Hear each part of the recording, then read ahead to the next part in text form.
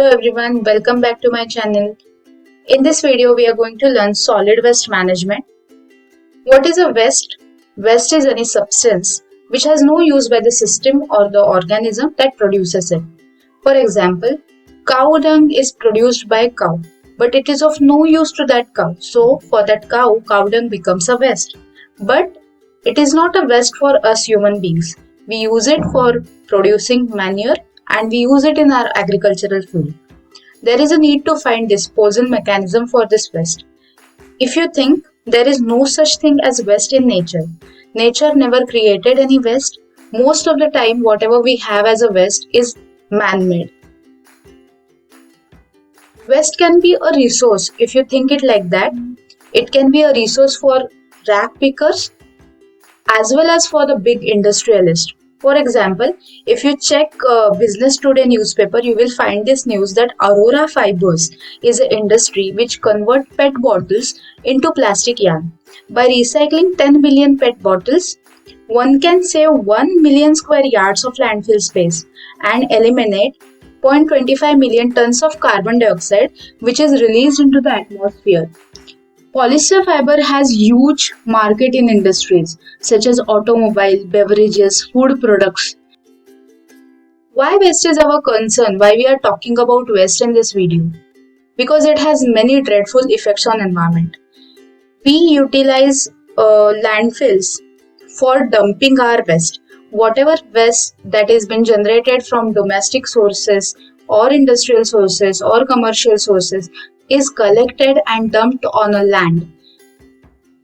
We don't have land available for building residential complexes, for doing agricultural activity, and we need land for landfill sites as well. Once one landfill site piles up, then we find out another landfill site and we dump more and more waste over it.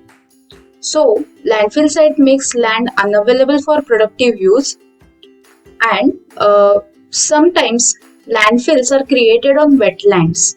For example, Devnar dumping ground was once a wetland site. Wetland is a great ecosystem which has huge biodiversity.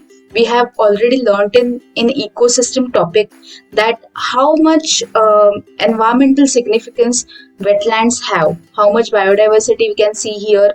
It also protects us from floods, and such sites which are so valuable for us are utilized as a landfill sites, because of which land pollution also happens.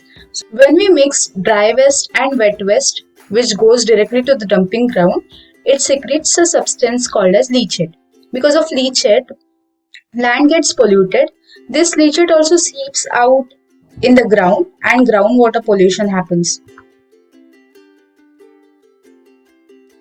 Another issue, environmental issue related to dumping of solid waste is global warming. Global warming happens because of release of greenhouse gases in the atmosphere.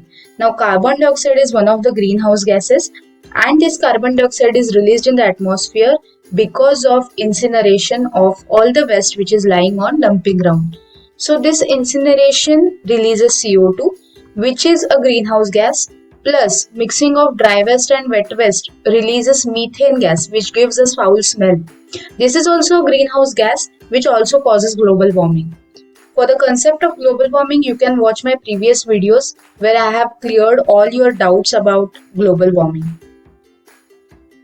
Another environmental issue is bioaccumulation. Now, we think that environment is getting polluted. What is our problem? We are not getting affected. Why should we segregate our waste? It is a responsibility of municipal corporations. But some or the other way, this is also damaging your health.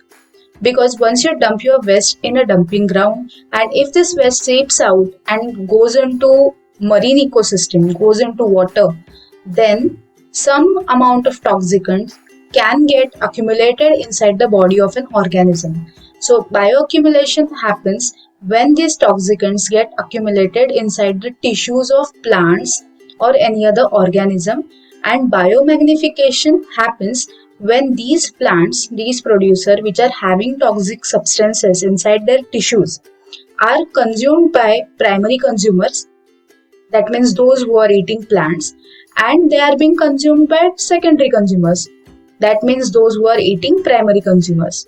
Now, man is also a primary consumer and secondary consumer. If we are eating some vegetables which have grown on such kind of water, then we will also get affected by it. These toxicants will also enter our body.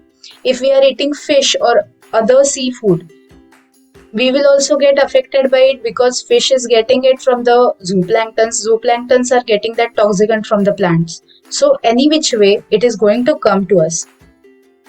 Same way, algal bloom is also a problem. Algal bloom, you must have seen such kind of flakes which are green on the surface. Now, what is it? This is a growth of plants on the surface of water, which are algae. Now, why this growth happens? Because sometimes excess of nutrients from the wastewater of agricultural industry goes into the water. Because of high concentration of fertilizer, algae on the surface grow indiscriminately. As more algae and plants grow, other plants die because it does not allow solar radiations to go inside the water, and it does not allow food chain inside the water to grow. As a result of it, that organic matter becomes food for bacteria, and more food available, so more bacteria increase in that water.